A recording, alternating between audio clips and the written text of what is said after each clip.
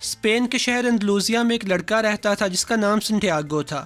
اس لڑکے کو گھومنا پھرنا اور آزادی بہت پسند تھی، اس لیے سنٹیاگو نے اپنے باپ کے ساتھ ضد کی اور اپنے باپ کو مجبور کیا کہ وہ اسے کچھ بکریاں خرید کے دے تاکہ وہ شیفرڈ بن سکے اور اسی بہانے وہ مختلف گاؤں اور شہروں میں گھومنے کا اپنا شوق بھی پورا کر سکے۔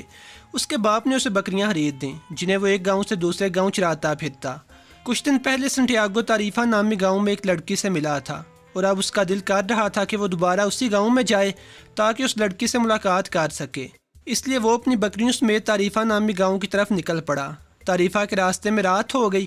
سنٹیاگو نے سوچا کہ اسے آرام کر لینا چاہیے اور صبح اٹھ کے وہ آگے چل دے گا۔ قریب ہی سنٹیاگو کو ایک پرانا سا چرچ نظر آیا جو بالکل ویران پڑا تھا۔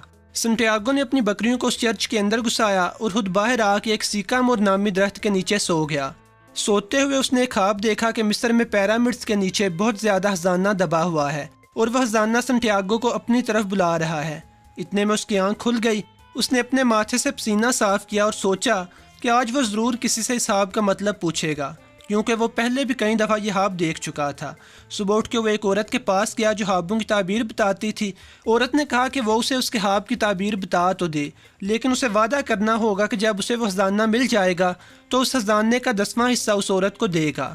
شیفرڈ نے کہا کہ یہ تو کوئی مشکل بات نہیں، جب اس کے پاس اتنا زیادہ خزانہ ہوگا تو اسے 10واں حصہ کسی اور کو دیتے ہوئے کوئی یار محسوس نہیں ہوگی۔ عورت نے شیفرڈ سے کہا کہ وہ فوراً مصر کی طرف نکل جائے اور پیرامڈز کے نیچے جا کے کھدائی کرے، وہاں پہ خزانہ موجود ہے جو واقعی شیفرڈ کو مل جائے گا۔ اس عورت کی بات سن کے شیفرڈ کو یقین نہ آیا۔ اس نے اس عورت کو فراڈ اور جھوٹا سمجھا اور کہا کہ یہ سب کچھ تو میں پہلے ہی خواب میں دیکھ چکا ہوں، اور وہاں سے واپس چلا آیا۔ واپسی پہ شیفرڈ بازار میں کسی کام سے رکا۔ وہیں پہ ایک بوڑھا آدمی اس کے قریب آ کے بیٹھ گیا اور باتیں کرنے لگا۔ شیفرڈ کا دل اس بوڑھے کے ساتھ باتیں کرنے پہ بالکل بھی نہیں کر رہا تھا، لیکن اچانک ہی اس بوڑھے نے کہا کہ وہ اسے اس خزانے کو حاصل کرنے میں مدد دے سکتا ہے۔ شیفرڈ نے حیرت سے اس بوڑھے آدمی کی طرف دیکھا، لیکن پھر فوراً ہی اسے خیال آیا کہ یقیناً اس عورت نے اس بوڑھے آدمی کو میرے پیچھے لگایا ہوگا تاکہ مجھے بیوقوف بنا سکے۔ لیکن اس بوڑھے آدمی نے کہا کہ وہ کسی عورت کو نہیں جانتا۔ اس کے بعد اس بوڑھے آدمی نے سنٹیاگو کے والد اور والدہ کا نام زمین پہ لکھا اور ساتھ ہی کچھ ایسے راز پہ لکھ ڈالے جو سنٹیاگو نے کبھی کسی کو نہیں بتائے تھے۔ یہ دیکھنے کے بعد سنٹیاگو بہت حیران ہوا اور توجہ سے اس بوڑھے آدمی کی بات سننے لگا۔ بوڑھا بولا کہ وہ اسے اس خزانے کا پتہ بتا سکتا ہے، لیکن شرط یہ ہے کہ وہ اسے اپنی بکریوں کا 10واں حصہ دے دے۔ شیفرڈ کہتا ہے کہ وہ اسے اپنی بکریوں کا حصہ تو نہیں دے سکتا، لیکن وہ وعدہ کرتا ہے کہ وہ اسے اس خزانے کا 10واں حصہ ضرور دے گا۔ بوڑھا جواب دیتا ہے کہ میں تمہیں کسی ایسی چیز کے بدلے کوئی راز کیسے بتا سکتا ہوں جو ابھی تک تمہاری اپنی ملکیت ہی نہیں۔ لڑکا یہ سن کے سوچ میں پڑ جاتا ہے۔ بوڑھا اسے کہتا ہے کہ جب آدمی چھوٹا ہوتا ہے تو اپنے خوابوں اور منزل کے بارے میں بڑا پرجوش ہوتا ہے اور ان کے پیچھے جانے سے ڈرتا نہیں، لیکن جیسے جیسے بندے کی ایج گزرتی جاتی ہے بندہ منفی خیالوں میں گرنے لگتا ہے اور اسے اپنی منزل کو پانا اور خوابوں کو پورا کرنا امپاسبل سا لگنے لگتا ہے۔ لیکن حقیقت یہ ہے کہ جب بندہ سچے دل سے اپنی منزل کے حصول کے لیے نکل پڑتا ہے تو ساری کائنات اسے اس کی منزل کے حصول میں مدد کرتی ہے۔ بوڑھے کی باتیں سن کے سنٹیاگو سوچ میں پڑ گیا اور آخر یہ فیصلہ کیا کہ اسے بوڑھے آدمی کی بات مان لینی چاہیے۔ سنٹیاگو نے اسی وقت اپنی بکریوں کا 10واں حصہ چھوڑ کے باقی کی ساری بکریاں فروخت کر دیں اور ان کے بدلے کچھ پیسے اور کچھ سونے کے سکے جمع کر لیے اور بکریوں کا 10واں حصہ اس بوڑھے آدمی کو پیش کر دیا اور سفر پہ نکلنے کے لیے تیاری کر لی۔ جاتے ہوئے اس بوڑھے آدمی نے لڑکے کو خزانے تک پہنچنے کے لیے ہدایات دیں اور ساتھ 2 پتھر بھی عنایت کیے جن کی مدد سے وہ قدرت کے اشاروں کو اچھی طرح سمجھ کے ان کے مطابق اچھا فیصلہ کر سکے اور ممکنہ مصیبت سے نجات پا سکے۔ اس کے بعد سنٹیاگو ایک قریبی بحری اڈے پہ پہنچ گیا اور افریقہ کی طرف جانے والی ایک شپ پہ سوار ہو گیا۔ سب سے پہلے وہ موراکو کے ایک شہر تنجیر میں پہنچا اور وہاں کچھ دن قیام کیا تاکہ سفر کی تھکان کم ہو تو وہ آگے نکلے۔ لیکن ابھی وہ تنجیر میں ہی تھا کہ 5 ڈاکوؤں نے سنٹیاگو پہ اچانک حملہ کیا اور اسے اس کے سارے پیسوں اور سونے کے سکوں سے محروم کر دیا۔ سنٹیاگو بہت دل برداشتہ ہوا اور اپنے آپ کو کوسنے لگا کہ یار اس نے یہ سفر اختیار ہی کیوں کیا، اس سے اچھا تھا کہ وہ اپنی بکریاں ہی چراتا رہتا اور اس سفر پہ نہ نکلتا۔ اب وہ بالکل خالی ہاتھ ہے، لیکن پہلے کم از کم اس کے پاس بکریاں تو تھیں۔ پیسے نہ ہونے کی وجہ سے سنٹیاگو واپس بھی نہیں آ سکتا تھا اور اگر واپس آ بھی جاتا تو کیا کرتا۔ اس لیے سنٹیاگو نے فیصلہ کیا کہ وہ اپنے سفر کو جاری رکھے گا اور خزانے کو تلاش کرے گا۔ तंजीर में संटियागो एक क्रिस्टल मर्चेंट की दुकान पे पहुंचा। संटियागो ने उस दुकानदार से कहा कि वो उसकी दुकान पे पड़े हुए पुराने क्रिस्टल्स को अच्छी तरह रगड़ के चमका सकता है, जिससे उसके पुराने क्रिस्टल्स भी बिकने लगेंगे, और बदले में संटियागो उस दुकानदार से सिर्फ 2 वक्त की रोटी का मुतालबा करता है। दुकानदार संटियागो को अपनी दुकान पर रख लेता है। जैसे संटियागो एक पुराने एंटीक किस्म के क्रिस्टल को साफ करके रखता है, तकरीबन उसी वक्त एक गाहक दुकान में आता है और उसे वो क्रिस्टल पसंद आ जाता है और वो आदमी उस क्रिस्टल को खरीद लेता है। उसी दिन उस दुकान से कुछ और पुराने क्रिस्टल्स भी बिक जाते हैं। दुकानदार सोचता है कि क्यों ना संटियागो को मुस्तकिल अपने पास काम करने के लिए रख ले और उसे बाकायदा तनख्वाह भी दिया करे। संटियागो ने तकरीबन 6 महीने के लिए क्रिस्टल्स की दुकान पर काम किया। इस दौरान वो नए नए बिजनेस आइडियाज़ लाता रहा और क्रिस्टल्स की सेल्स में इजाफा होता रहा, और संटियागो भी दुकानदार से मिलने वाली तनख्वाह और बोनस को जोड़ता रहा ताकि अपने अधूरे मिशन को मुकम्मल कर सके। एक दिन उसे पता चला कि मोरक्को से एक कारवान निकलने के लिए तैयार है जो सहारा डेजर्ट से होता हुआ मिस्र जाएगा।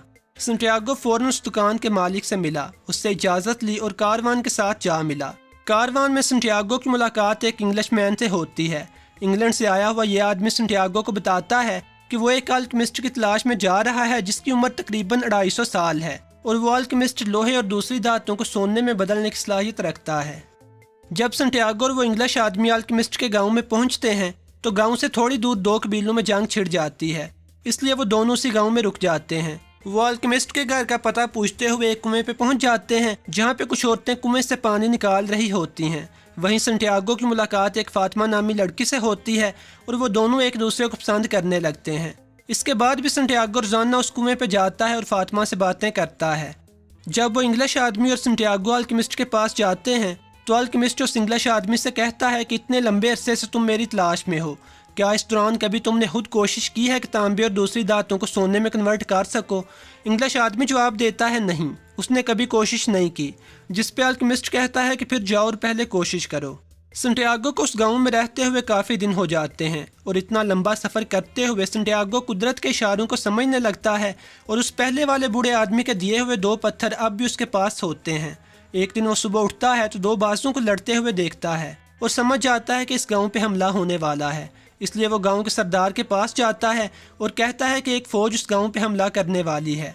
जिसके बाद सरदार अपने गांव की फ़ौज को हमले के लिए तैयार रहने का हुक्म दे देता है और साथ संटियागो से कहता है कि अगर उसकी बात पूरी ना हुई तो उसे कत्ल कर दिया जाएगा। उससे अगले दिन एक फ़ौज वाकई उस गाँव पर हमला कर देती है और पेश की तैयारी होने की वजह से उस गाँव की फ़ौज जंग जीत जाती है। गांव का सरदार संटियागो से बहुत मुतासर होता है और इनाम में उसे ढेर सारे सोने के सिक्के इनायत करता है और अपने गांव में कौंसलर भी बना देता है। अब संटियागो सोचता है कि उसे उस गांव में रुक जाना चाहिए, उसके पास सोने के सिक्के भी हैं और वो उस गांव में कौंसलर भी है, और सबसे अहम बात यह कि फातिमा भी यहीं रहती है। अगले दिन सुबह जब संटियागो कुएं पे फातिमा से मिलता है तो फातिमा उसकी बातों से इत्फाक नहीं करती। फातिमा संटियागो से कहती है कि मैं एक सहराई औरत हूँ और सहराई औरतों को इंतज़ार करने की आदत होती है, इसलिए तुम मेरी फिक्र ना करो और तुम्हारा जो भी मकसद है पहले उसे पूरा करो। उसी रात संटियागो अल्केमिस्ट से मिलता है और उसे सारी बात बताता है। अल्केमिस्ट संटियागो को समझाता है और ख़ुद भी संटियागो के साथ जानने की तलाश में निकल पड़ता है और संटियागो से कहता है कि जहाँ तक मुनासिब हुआ वो इस सफ़र में उसका साथ देगा। जब वो दोनों सफ़र पर निकलते हैं तो कुछ आगे जाके एक कबीले के लोग उन्हें गिरफ्तार कर लेते हैं और जासूसी का इल्ज़ाम लगा देते हैं। अल्केमिस्ट कबीले के सरदार को बताता है कि वो जासूस नहीं है, बल्कि वो तो सिर्फ शिकार के लिए निकले थे और उन्हें गिरफ्तार कर लिया गया है।